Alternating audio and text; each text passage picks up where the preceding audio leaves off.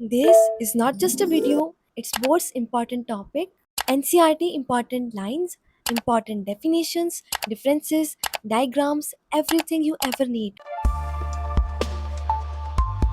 जब zygote multiple divisions को cross करके एक मैच्योर एम्ब्रियो फॉर्म करता है, that's called embryo development. Specific name use किया जाता है एम्ब्रियोजेनी।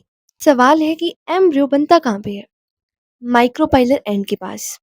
बनता कब है? After endosperm formation. NCERT says endosperm development precedes embryo development. इसका रीजन क्या है? एंडोस्पर्म में प्रेजेंट है बहुत सारे food reserves for nourishment of embryo. अब जाइगोट को फास्टली डिवाइड करना होता है, अल्टीमेट सीड फॉर्म करना होता है। अब उसको कुछ एनर्जी सोर्स तो चाहिए, and that's come from endosperm, and this is the reason endosperm formation precedes embryo development. इस डेवलपमेंट में जितनी भी अर्ली स्टेजेस आएंगी वो सिमिलर होती है मोनोकोट्स में डाइकोट्स में। There is only single difference कि मोनोकोट्स में हार्ट शेप्ड स्टेज जो हम पढ़ने वाले हैं वो नहीं आती। जाइगोट में पहले अनइक्वल डिवीजन होगी। As a result, one big cell and one small cell will be formed. The bigger one are suspensor cells and the smaller one is embryonal cell जो एम्ब्रियो बनाएगा। अब इन दोनों में होंगी divisions. Suspensor cells show transverse divisions, not the vertical ones but transverse division, जिसमें होंगे 6 to 10 cells and ये form करेगा नेक लाइक स्ट्रक्चर। अब जो एम्ब्रियोनल सेल है it divide twice vertically and once transversely.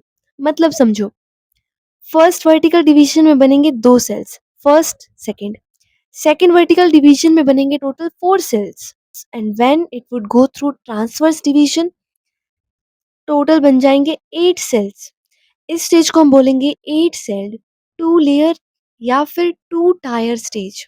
इन सारी डिविजन्स को क्रॉस करने के बाद हमें स्ट्रक्चर कुछ ऐसा दिखेगा, एंड इसका स्पेसिफिक नेम है globular embryo because of its round shape. Suspensor cells में जो टॉप वाला सेल होता है द बिगेस्ट इन साइज, इसका नाम होता है vesicular cell.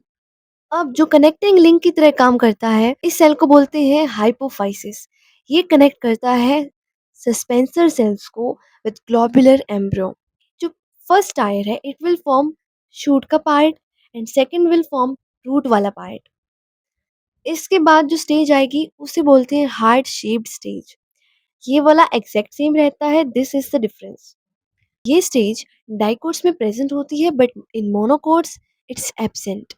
Embryo development in dicots, इस फ्लो चार्ट से हम डिस्कस कर चुके हैं पहली 4 stages.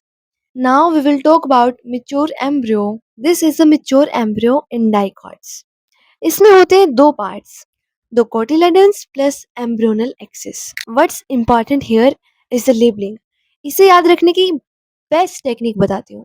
Since these are the two cotyledons and this entire part is embryonal axis, सबसे पहले हम ड्रॉ कर लेंगे embryonal axis and then we will take a level of cotyledon।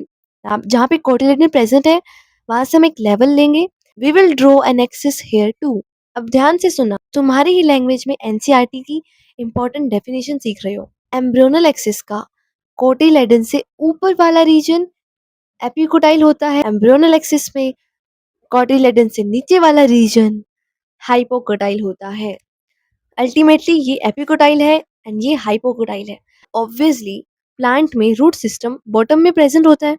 Hypocotyl के पास होंगे रेडिकल जो फॉर्म करते हैं root system and this is the root cap.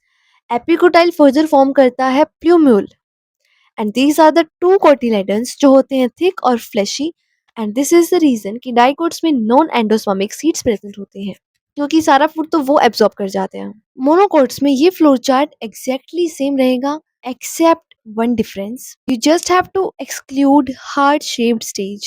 Let's talk about embryo development in monocots in detail.